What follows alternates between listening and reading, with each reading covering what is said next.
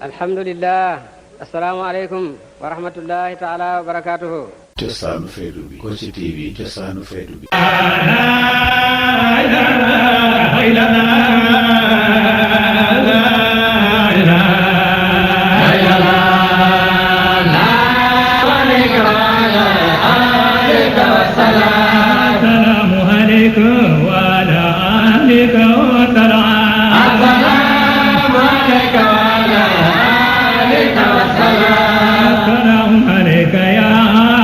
اختاره الله السلام عليك وعلى آلك والسلام السلام عليك يا من نور العالمين السلام عليك وعلى آلك والسلام السلام عليك يا ما دل صاحبكم وما غوي السلام عليك وعلى السلام عليك يا ما كذب الفؤاد وما رأي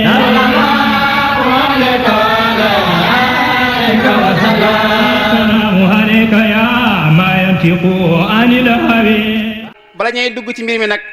dañ jox suñu benn sëriñ daara muy Ousmane Thiam fa tabarakallahu muy haafisul Qur'an karim mu ubbil ñu ay alquran yu gàtt ñu continuer suñu programme Ousmane fay tafadal Ousmane Thiam.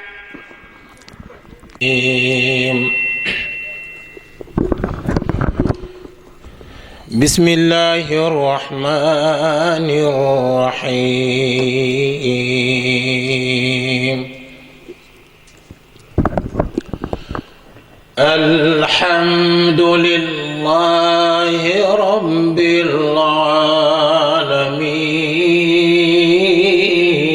العالمين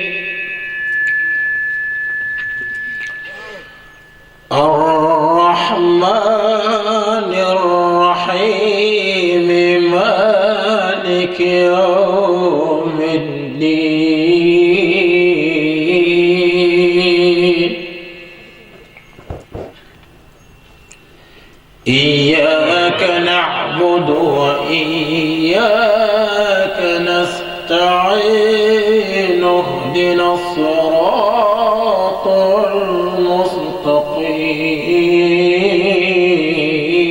المستقيم صراط الذين أنعمت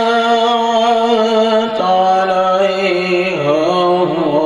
غير المغضوب عليهم ولا الضالين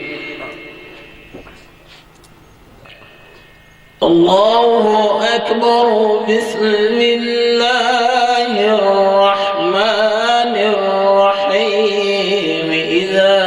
جاء نصر الله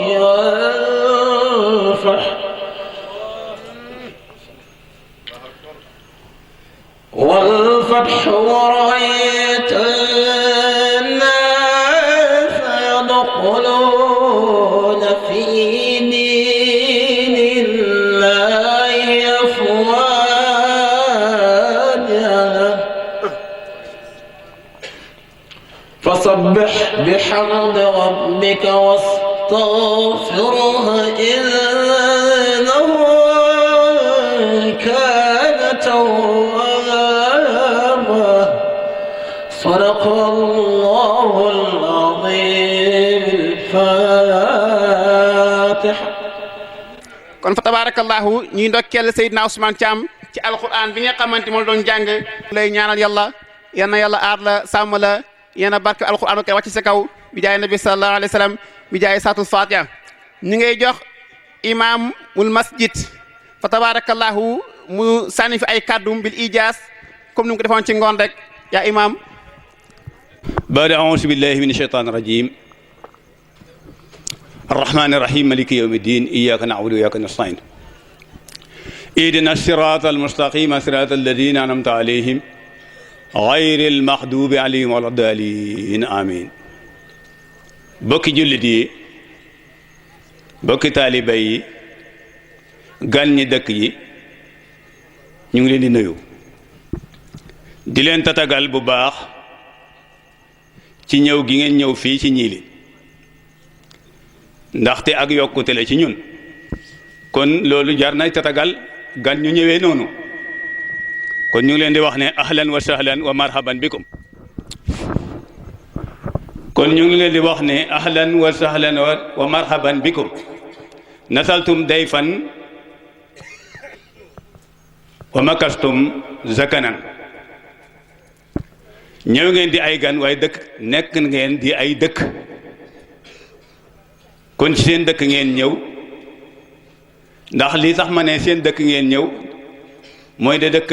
Cheikh al Islam radiyallahu taala anhu mooy dëkk bii ci la bokk góor gu baax guñ fi dëkkatoon daf daan nettali ñu daan ko dégg mu ne Cheikh al Islam dafa ñëwoon fii ci dëkk bi bim ñëwee dox fi aajoom ci taalibe yi siyaare leen nemmeeku leen lam ca teg moo de ne dafa wax ne ndekete yee ñii leen moo ëpp Kër Madiabel loolu la wax góor googu daan ko wax mooy si suñ maam Daawuda Jalse ci laa ko déggee mu wax ne Baye moo wax loolu bi mu fi ñëwee te ka nekk bon xam na ne bon loolu màndarga la ci màndargay diina li ko Baye tëgg moom wala ci màndargaay taalibe it mën na ko cee tëgg kon ñun foofu lañ gisee ne màndargaay taalibe ci la ko tëgg ndax bu fekkoon tëggut ko foofu kon Kër Madiabel yaakaar naa ñii leen mën naa dugg ci biiram ay ñetti yoon te du jeex waaye bi mu ko tëggee ci taalibe ñu gis ne bon ñii leen ëppee na Kër Madiabel ay yooni yoon ndax moo ko wax te lu mu wax dëgg la ndax xaqan ndax du wax ci bànneexu bakkanam kon ñu wax leen ne yéen gan ñi ñëw ngeen ci dëkk boo xamee dëkkab Cheikh al Islam la radiyallahu taala anhu Baye Niass dëkk boobu nag suñu amee gan ñu teddee ni yéen te ñu daan ko yàgg di fuuglu waaye tey ci tey la ko yàlla dogal kon loolu war nañ koy sante yàlla gërëmee ko yàlla mi ñu ko war sagal kon ñu wax ne alhamdulilahi rabbil alamina alhamdulilahi rabbil alamina ñu ngi leen di tatagal di leen yaatal di leen teg seen wàccuwaay di leen wax ne ñëw ngeen fu ñu leen bëggee ñëw ngeen fu ñu leen xememee ñëw ngeen nit fu ñu leen yaakaaree ci li nga xam ne moo waral bés bi kon ñun ñi nga xam ne yéen ñëwal ngeen ñu kon li war ci ñun mooy ñu taataan nopp yi ubbi xel yi ñu taataan nopp yi ubbi xel yi su ko defee buñ demee liñ doon fi wax ak ñun ñu mën koy jëriñoo yokk ko ci liñ daan jëriñoo loolu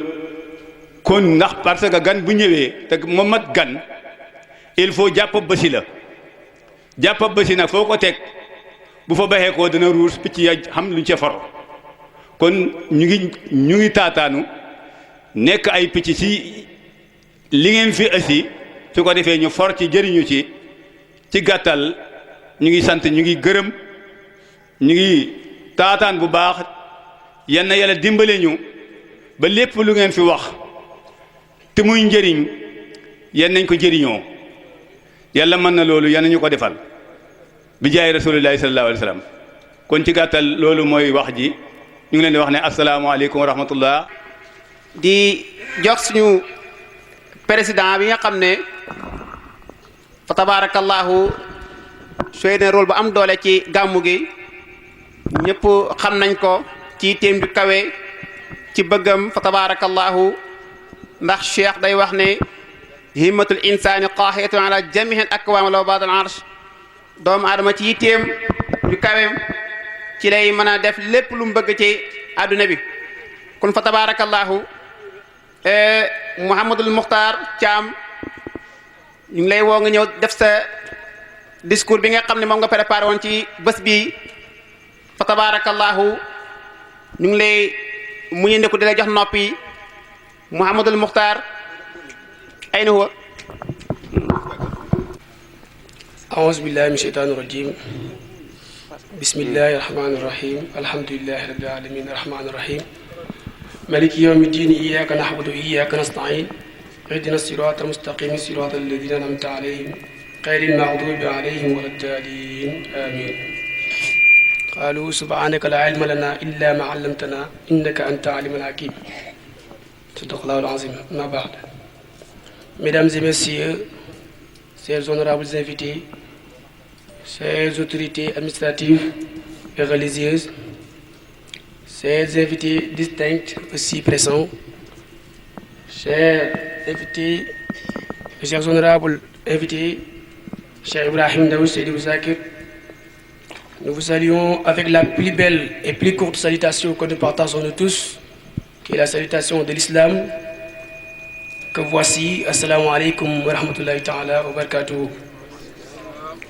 Aujourd'hui, nous sommes très contents de vous accueillir sur cette terre sainte de Gnilane Goumak et on vous souhaite la bienvenue en vous disant ahlan wa sahlan wa marhaban bikum. Nous sommes réunis ici pour revisiter la vie et les œuvres de notre prophète Mohammed, paix et salut sur lui, et cela peut être considéré comme l'un des éléments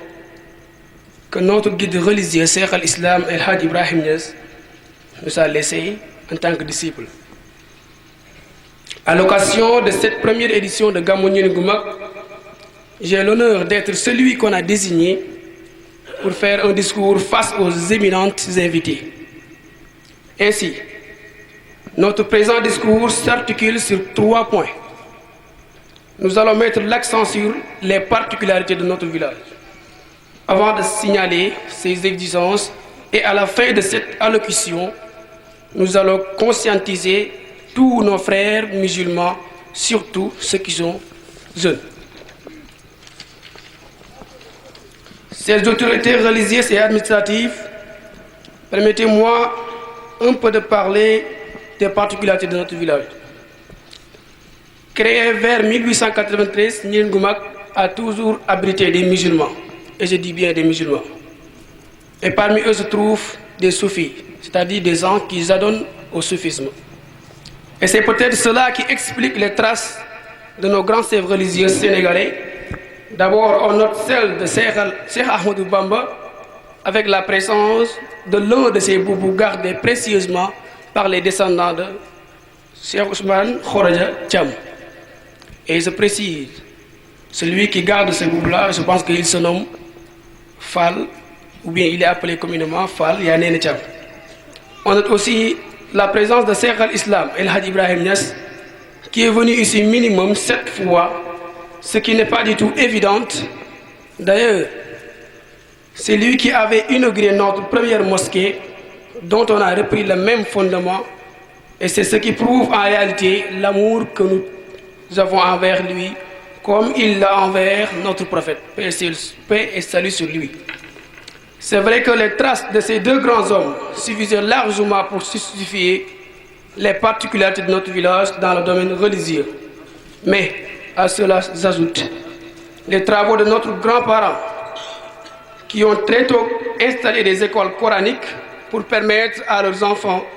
de mémoriser le Saint-Coran. Et c'est ce qui fait qu'aujourd'hui, Gnilane Goumak compte beaucoup de cas, c'est-à-dire des gens qui maîtrisent le Saint-Coran. C'est-à-dire qu'il y a des gens qui ont mémorisé le Saint-Coran ici à Gnilane. Et ils sont des gens vraiment nombreux. On a aussi des moukhadam qui étaient ici depuis le temps de Baye Niass.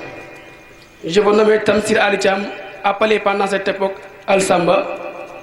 qui est le grand-père de certains d'entre nous. Et je suis un exemple. Aussi, Tafsir Babou Kodou, appelé communément ici Babou Kodou.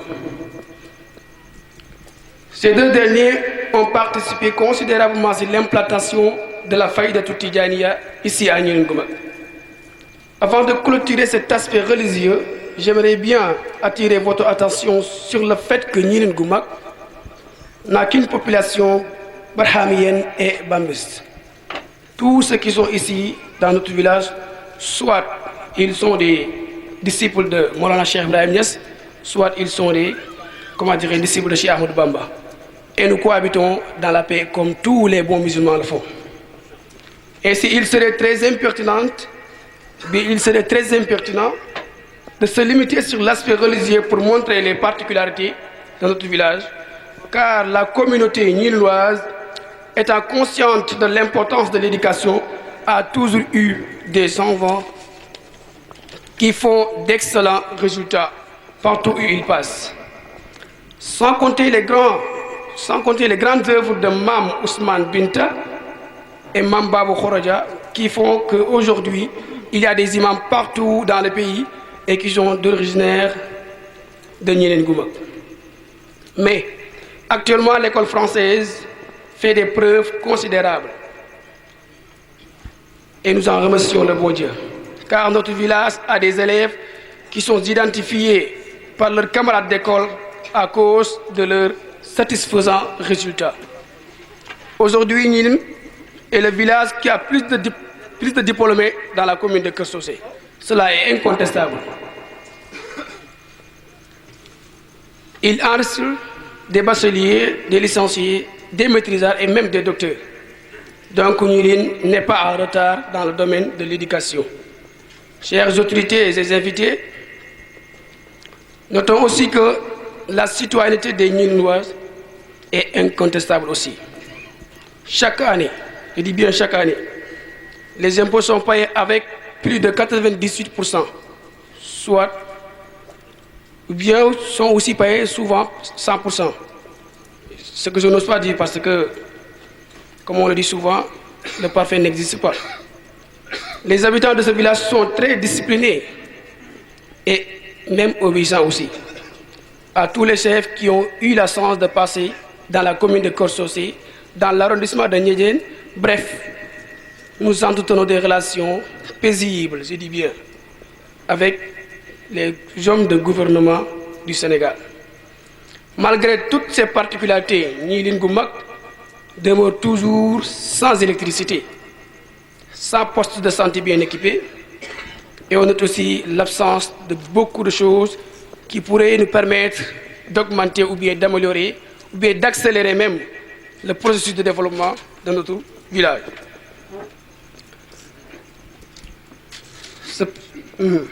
L'objet de notre, ce qui va faire l'objet de notre ce qui va faire l'objet de notre deuxième point de ce présent discours. Ainsi, l'ensemble des élèves, étudiants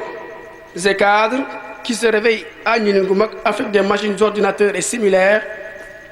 l'ensemble des ouvriers qualifiés, que ce soit des tailleurs, des menuisiers, les machines de transformation des matières premières, surtout l'agricole, bien surtout les produits agricoles, tant pour moi. Par exemple, les moulins ont fait que l'électricité est devenue une nécessité pour notre communauté. Pour diminuer le risque que courent nos femmes, il nous faut une poste de santé bien équipée. Nous voulons aussi un mur de clôture pour notre école française et même notre école arabe surtout. Bien vrai que des efforts ont été faits par les villageois et je suis sûr qu'ils vont continuer à faire cela. Il existe d'autres besoins, mais ces trois nous semblent prioritaires. C'est-à-dire l'électrification de notre village, une poste de santé bien équipée, clôture de nos deux écoles, françaises et arabes. Enfin, parlons sur le troisième aspect de notre exposé. Mesdames et messieurs, chers frères et sœurs musulmans, surtout les jeunes qui fréquentent les grandes écoles et qui voyagent partout dans le monde, replions-nous sur nos valeurs et sur les enseignements que nos grands chefs religieux nous ont légués. Car nous sommes dans un monde rempli de malfaiteurs qui se cachent derrière l'islam. Et nous, les jeunes, nous sommes les principaux cibles. Donc, c'est à nous d'être conscients pour échapper à toutes ces idées empoisonnées que véhiculent les gens à qui je qualifie les ennemis de l'islam. Et je veux nommer tout simplement les terroristes. Retenons que l'islam est une religion de la paix, composée par des personnes paisibles. Je veux aussi mettre l'accent sur un phénomène qui devient de plus en plus répandu. Ce sont les paroles violentes que l'on note au niveau des soi-disant disciples de confréries différentes de notre pays. Et je vous dis que ces paroles sont vides de sens. Donc, nous ne devons pas perdre de temps sur ces futilités. Surtout nous, les talibés de Baye Niass, car notre guide tissait des relations paisibles et cordiales et même amicales avec tous les autres chefs religieux de son époque et même avec des hommes des autres religions. Et je prends l'exemple de la relation entre Baye Niass et Léopold Sédar Senghor, premier président du Sénégal, qui n'était pas du tout un musulman. Donc, nous avons une référence parfaite, je dis bien parfaite, qui n'a jamais cessé de nous montrer les enseignements de notre prophète, paix et salut sur lui. Je n'aurais terminé mes propos sans prier pour nos grands-parents qui sont partis. Que la terre leur soit légère et qu'Allah les accueille dans les paradis. Ceux qui sont ici présents, nous prions pour que le bon Dieu leur accorde une longue vie, pleine de santé. Et qu'il fasse cela devant nous. Nous félicitons aussi tout le monde, le chef de village, l'imam et les muqaddam qui sont ici. Et je commence par la tête en citant Tamsir Yamacham et Cheikh Ahmed Cham, muqaddam de Cheikh Mohamed Mahi Ibrahim, et Baye Ousmane, muqaddam de Baye Mukhtar, et Sidi Jim Cham, qui nous vient de la maison de Cheikh Mohamed Nazir, Cheikh Ibrahim Niass. Nous remercions aussi nos frères mourides qui sont ici présents et qu'il est très difficile de les distinguer parce qu'ils s'habillent comme nous, ils sont disciplinés comme nous. Ce qui confirme encore ce que je vais dire au début de mon discours, que nous cohabitons dans la paix comme tous les bons musulmans le font. Nous souhaitons aussi une longue vie à Cheikh Mohamed Mahi Ibrahim Niass qui va être ici dans quelques minutes, Inch'Allah. Et Cheikh Ibrahim, nous prions aussi pour vous et merci de votre aimable attention. Et je pense que il n'est pas du tout, comment dirais-je, intéressant ou bien c'est pas une nécessité ou bien une obligation pour moi de faire la tradition en Wolof. Certes c'est important, mais il y a quelqu'un qui va venir, Inch'Allah, il va dire ce que je viens de dire là, il va le dire en Wolof, Inch'Allah. Donc pour ceux qui ne sont pas du tout bien préparés pour la langue française, je m'excuse pour vous. Merci beaucoup. barakallahu na yàlla barkeel xam-xam bi jaay nabi sallallahu alayhi wa sallam yaa xam ne nga bëgg sa njàng yéen la koy defal ak képp koo xam ne mi ngi yeewu ci dëkk bi rek fa tabarakallahu ñu ngi koy ñaanal ñaan googu tabarakallahu yéen yàlla barkeel yëngu tépp jaay nabi sallallahu alayhi wa sallam comme que guddi nañu jàll ci ki nga xam ne fa tabarakallahu xel yépp xam nañ ko yitteem ci programme bi nelawul lekkul ngir lan ngir programme bi taxaw fa tabarakallahu kooku mooy Abdoul Mahi Diassé mu fay ñëw defal ñu benn discours moom it fa tabarakallah waaye bil ijaas ci gàttal ndax al waxtu dayiq. loolu yëpp suñ président bi Mokhtar Thiam mu ngi doon wax ci njëlbeenu ñilin nee na bi ñu ko créé léegi parce que ëpp na ay téeméeraat di dem te dëgg-dëgg ay kàng foodu ñoo fi jaar am na ay muqaddam yu mag yoo xam ne ñu ngi fi woon ñoo ànd ak Cheikh Ibrahima Niass Baye ñu bàyyi taale faydu ba léegi amoon nañ suñu maam Tamsir Ali suñu maam Babou Koddu ak ñu tegu ci ñoom ñëpp doon liggéeyal faydu doon liggéeyal l'islam waaye ànd loolu yëpp li Baye di nekk si dëkk bi yëpp comme ci yoonu Sufyaan ci lañ nekk ñi bañ ko créé ba léegi ku dul jullit mosoo fi dëkk te ñun ñëpp même bu ñu dee ay jullit lañ am na fuy tënk gëm nañ tariqa bokkuñ ci li xew tey te loolu jaar-jaari Serigne Touba ci dëkk bi wane na ko ndax boobu Serigne Touba ci boppam mu ngi ci dëkk bi ginnaaw suñu mbokk murid yooyu jaar-jaaru Cheikh al Islam moom jaru sax ñu koy lim parce que ñëw na ci dëkk bi juróom-ñaari yoon te Cheikh al Islam ku ko xam ak ci jamono nu mu xatee ak nu mu doon sooyee jaamu yàlla di tukk ci àdduna bi su ñëwee ci dëkk bi ñii ni juróom-ñaari yoon wax dëgg fa yàlla ñun waa ñi ni war nañ sant yàlla loolu parce que ñi ni yàlla def na ci mbóot boo xam ne kenn xamul nu mu toll jumaa ji sax moo ko daloo te fii ko Baye Mbaye ñu sera doon wala moom sax fi lañ santaat jumaa ji donc loolu mbégte li ci ñun loolu mu ne dëkk bi amoon na ay kàngfoode ku mel ni maam Ousmane Binta ak jàngkati alxuraan yu ngand dëgg-dëgg kon ñilin suñu amee kàngfoode gëm tarixa gëm faydu ay nitu diine yu mag lañ beneen yoon mu ne ñilin desuñ benn yoon ci njàngum àdduna ndax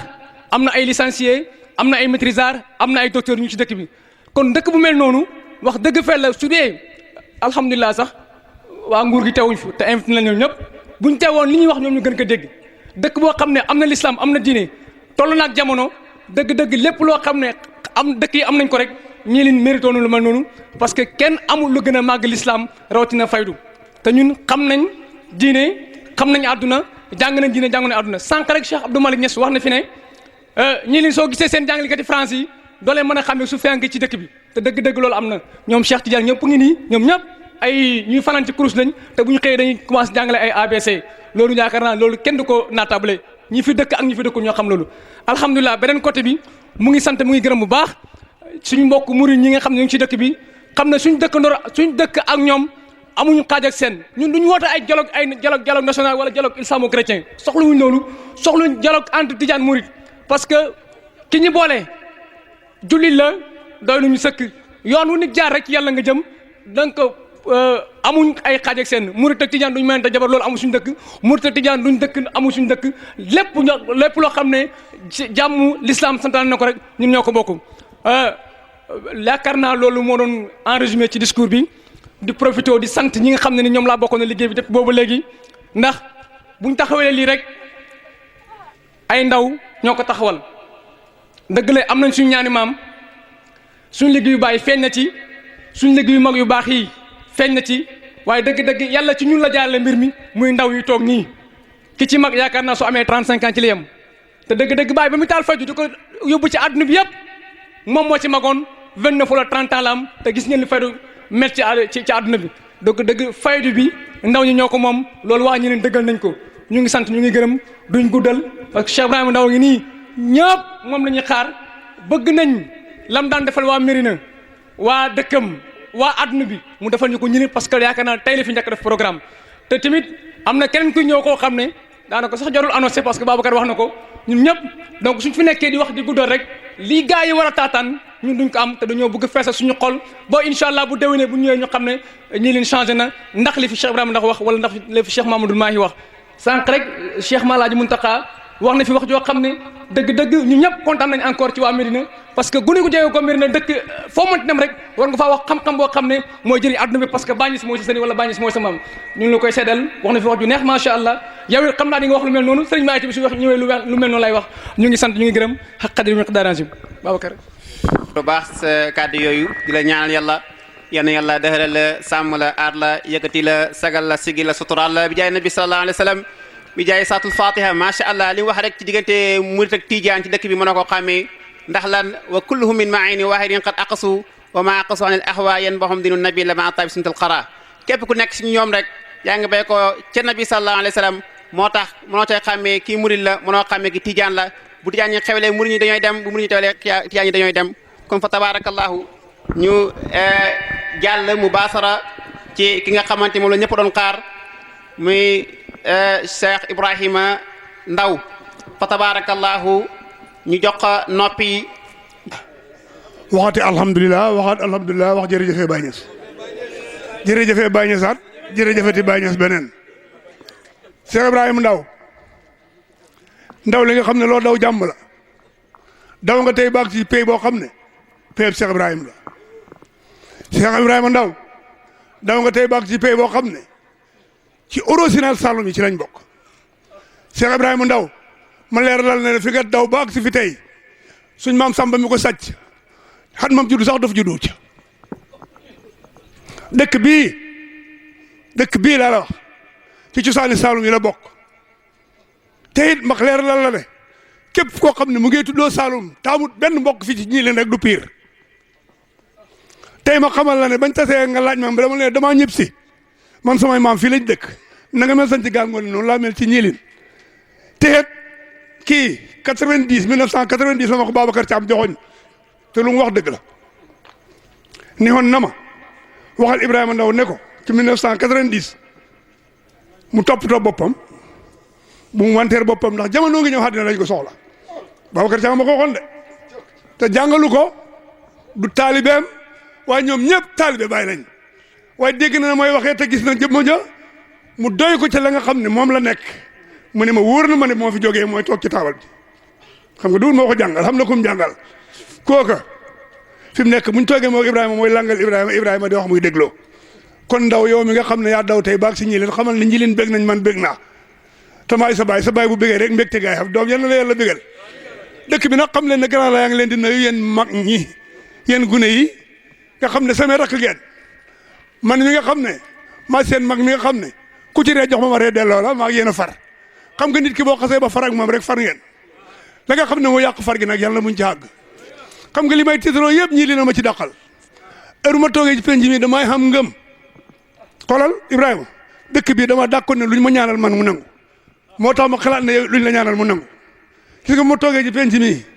mbedd mi may jàkkaarloo sama maam foofu la dëkk ñu naan ko kër Njànko Binta ak Fat Binta ñoo bokk nen na Binta xam nga leeral naa loola te leeragu doon Fat Binta moo jur Seena bu Fat jur Ibra Seena bu jur ma man gars yi kon man ñi leen ci laa bokk kon yéen ñi nga xam ne yéen ay waa ñi leen nag xamal ne seen mbokk taxaw di wax ak yéen mbokk mi taxaw di wax ak yéen nag lu mu leen wax lu nekk rek xam leen ne noonu la bëgg mu dox bu fekkee defet xam na ci moom góor gi moo xam defet waaye lépp lu mu wax rek bëgg na muy nekk ware Ibrahima tey nag dañ ne boo jëlee sa mbër dugal ko ci biiri mbër boo nekkul borom mbir sa mbër du mbëru dégg ngeen wolof loolu sama rakk ji yaa ko moom xoolal xam nga Ibrahima Ndaw bu ñëw ñi leen yàlla ak yow tey yaa jël sa mbër dugal ko ci biiri mbër boo nekkul borom mbir rek sa mbër mi du mbëru ci jëleen kon rakk ji yaag sa gan gi yéen leen yàlla jàppale te jàppale ñu ñun ñëpp yéen waa ñi leen nit ma leeralal leen ne daayira ñi leen bii li ngeen joxoon jigéen ñi yàquñ ko de li ngeen joxoon jigéen ñi yàquñ ko man kër Pape Diassé ga ma nekkoon ba ngeen indi seen mbir fekk na ñoom ñu jox ma ay mbir ba ma mbiru ba pare waaye ba seen mbir yi dikkee ñu ne ma grand lay ma ne ñu ne ma séeréer baa ngi xam naa ne ñi ko defar defuñ ndax lañ defar képp ku ko gis danga ca mën a defaru ba ñëw di defare yéen ñi defar loola yéen leen yàlla defar ba ngeen defaru ci dara jaa ngi Moustapha Barke Baye léegi nag li ma bëgg a leeralal doomu aadama yi moo de li ma Babacar Thiam daan wax ci gàmm moo de taabal jii tey mooy loxol yàlla ci ñiilin Babacar loolu la ma daan wax de fu mu ko tegaan def naan taabal jaagi yéen a ngoog xaajo yaa ngoog fu ngeen dem foofu la nu ngeen ko defee noonu la jërëjëfe Baye jërëjëfe Baye jërëjëfe Baye res maa ngi yéen a far alhamdulilah ñu santaat yàlla beneen yoon maa ngi nuyu ñëpp nuyu bu gën a mat muy asalaamaaleykum wa rahmatullahi taala wa barakaatuhu mbokk ñi li gu mag maa ngi leen di wax ne tey am ngeen gan gu mag gan gu mat gan itam nag ñu ngi ko ñaane yàlla li ko tax a ñëw fii yal na ci jàmm yàlla yëpp bëgg di gis seen bopp yaara bi wax dëgg yàlla maa ngi ne xam ne ku baax a ngi nii ku am kóllëre ngi nii ku nekk taalibi Cheikh Islam moo nekk nii ndax tey kóllëre rek moo ko ni fii gox bu mu dëkk tey de ngudi ba moo dëkkam benn lañ waaye mu ne comme joxoon na kàddum tey moom li ngi mag di la fanaan def gàmmu insha Allah rabbi kon kóllëre googu nag sax na ñun tam ne fexe jàppoo moom noonu man di moom a boole noonu Cheikh Baye Tuuti radiyallahu taala anhu ba Baye Tuuti xàgga man fu nekk ci loxom bii ci la jaare woon ak ci làmmiñam gàmmu gi muy Baye Tuuti mujj gàmmool dama wax ne boole naa la Ibrahima ba tey Ibrahima baxuma ko kere bu ma demee ne ko mu ne loolu indi ma ne ko dama ñëw siyaar ci la waaye dama am soxla mu ne ban soxla ma ne ko dañ bëgg a gàmmu suñu dëkk ma ne ko suñu dëkk moo ñu ni gu mag mu ne ma lu de waxoon ne ma ko ma dama gàntu loon ndax ji ma waxoon la 30 te man ma nekk le 27 le 29 le 28 yow ma nekk si ndox mi dikkaat de gàmm war a def la 31 gàmm dama ko man damay noppalu waaye comme yow ñëw nga dana nangu naa léegi ñu dàqa 31 bi ma demaat mu ne ma joxoon naa samedi waaye yow daal maa la waxoon ne foo ma woo ma wuy si la kon dinaa la wuy si ñun ko mag kon alhamdulilahi rabbil alamin Ibrahima ñu ngi sant bu baax di la ñaanal yàlla yal na yàlla may la fan bu gudd wànd ak wér yaa ngi liggéeyal faydu bi te bàyyi gis ne loolu taalibe bàyyi gis ne loolu yal na yàggat yal na sax yaara bi mos na la ñaanal genn ñaan ma ne la ni mbaam xuux muccee si Tabaski yal na nga muccee loolu ci làmmeñ yi ak ci bët bu ay yaara bi te ku nekk xam ne mbaam xuux mucc ni Tabaski ba kenn du ko soxla si Tabaski moom tam Ibrahima bët bu ñaawa làmmeñ bu ñaaw yal na ko yàlla musal si ñooñu yaara bi man daal sant naa bu baax te nag bëgg naa gàmmu gii nga la koy programme si gàmmu yi nga gàmmu an mu jot incha allah rabbi te an mu jotam ñu gën koo man yal na yàlla dafa ñu loolu yaara bi kontaan nañ bu baax bég nañ bu baax man daal sama xamante yow moom réccu ma ci dara rakkam Haadi Ndaw moom dama ko baxee bàyyam baxee ma ko dama am gàmmu sa Rosso mu taw papaam ne ko rakkam sa Haadi ne ba papaam dama dem gàmmu sa Rosso mu ne ko gàmmu gi moom taw na di mu ne ko Oustaz Thiam moo ma woo gàmmu foofu mu ne ko Oustaz Thiam fu loxo nga fekk ko fa papa ñu xebal ko foofu mu dem foofu te loolu mooy Ibrahima ñu sa àndoo ñu baxee ma Haadi Ndaw ne ma seen lépp la waaye fi tey Ibrahima moom tam far na ma foo xam ne su ma ko woowee téléphone sax mu sama numéro damay coupé moom woo ma téléphone Ibrahima jërëjëf bàyyi dikk ne fii ay yoon te bàyyi xarafam yi la fi ñëw Ibrahima juróom-ñaari xaraf la yow sa tur juróom-ñaari xaraf la li fi bàyyi ñëw nag yow yéen nga ñëw lu ko fëpp yaara bi tax di yow asalaamaaleykum wa rahmatulahi taala wa barakatuh jërëjëf alors man la fa la barakatu yi yaakaaru ku Cheikh Rafal kii nii dëkk bu mu dëkk muy nguddi ba muy si sañ ci gal ngoone bay Moutar waa safur bay Cheikh Rafal dana fa gane ji fa si maam Nuuru Diin radiyallahu taala anhu booba maam Nuuru Diin wéet na fa mu ne ko kañ dem ci penc ma ma ànd moom bu ci penc ma maam Nuuru Diin wootee ci penc ma ne dama am gan te bëgg naa ngeen dimbale ma teral ko tam ñëw naa ci doole man waa dëkk ba yëpp ñëw jox ko di ko jox ba mu doyal mu ne nooru dëkk bi mooy ban mu ne ko fii mooy sanc gal ngoone mu ne ko sanc gal ngoone yàlla sanc na leen te dootul fay mukk fa la kii dëkk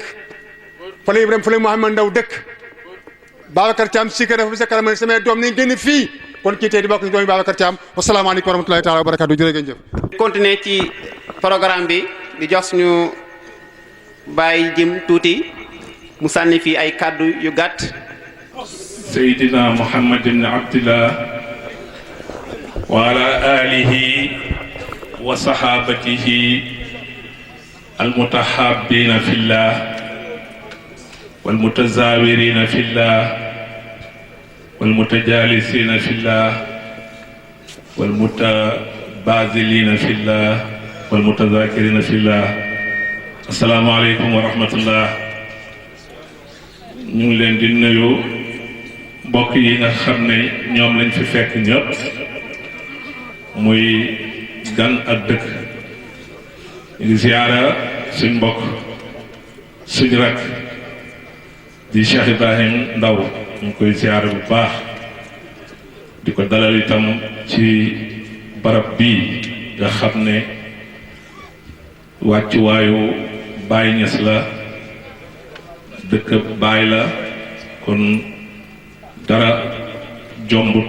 dëkk bii nga xam ne bokk nañ ci xudamaa yi nga xam ne liggéeyal nañ Baay ci lu nekk nga xam ne boo demee koo si gële néeg Baay ba nga fa gis waa Ñiilin ñoo ko xëdd ci jamono Baay ba ci jamono Imam Asan lépp ñoom ñooy xëdd néeg boobu ndax imam dafa xool taarix rek xam ne dégg na ne waa Koosi waa Ñiilin bu mag ñoo daan xëdd néeg Baay boobu mu eble fi ñu xëddal ko néeg boobu kon loolu lu yàgg la ñu ngi ziyaare ñi nga xam ne ñoom lañ fi fekk ñu ngi ñaan yàlla itam yàlla saxal lii nii mbiram Ñiilin la Ñiilin ñoo ko moom Baay Tafa na nga xam ne lii nii Ñiilin ñoo ko moom te Ñiilin ku nekk ngi fii lu nekk ngi fii kon Ñiilin rek la ñuy tudd Baay rek la ñuy tudd lu nekk ngi fi bu fekkee ne ku nekk dañ bëgg a tudd ka nga xam ne moo ko nàndal wala moo fa nekk su boobaa nit ñi duñ fi jóg te Ibrahima du gaaw a jot ci microphone bi faydu fii la ko fekk faydu fii la ko fekk faydu fii la ko fekk faydu bi mu tàkkee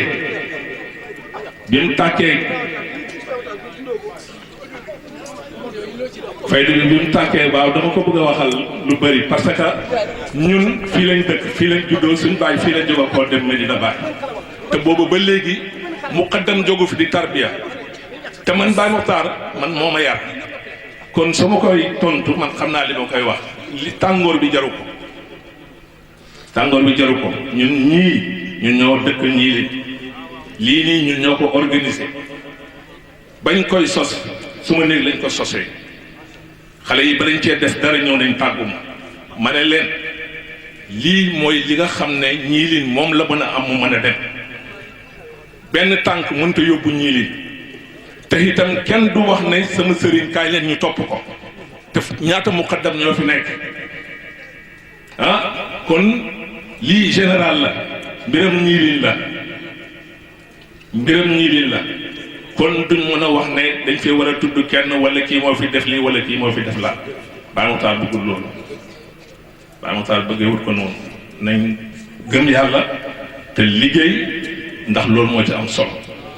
te lii mooy liggéey bi nag man d'accord naa ci torop te itam Abdou Diassé mii kere ba ñëwee wax ma ko waxtaan naa ci moom la ma ko wax dégg na ko la ma wax dégg naa ko kon duhut loo xam ne luñ foraatu la lii du yëfi caaxaan duhut ci tam lu ndaw te itam bëgg nañ tànt bi dem ba daj bayal bii te lii lu ndaw la Ibrahima ñu ngi lay dalal place bi sa place la fii sa kër la ndax kër baay ndax man xam naa lu bare bari ci faydu bi ak lu ma nekk ndaw xam naa ci baytu ci lu bari ndax moo ñu boole yàgg nañ te toog ci jotaay biñ ma waxee ne yow yaa fi ñëw dama kontaan kon ñu ngi sant yàlla ñu ngi lay ñaanal yàlla barkeelal la saxalal la yàlla barkeel jotaay bi te itam mu nekk loo xam ne lii luy lal la loo xam ne lii dafay am barke am jëhital ci barke Baay barke Sina Cheikh Ahmed Tidiane barke mboolem jàmbu yàlla gërëm allahumma salli ala sayyidina Muhammad wa sallim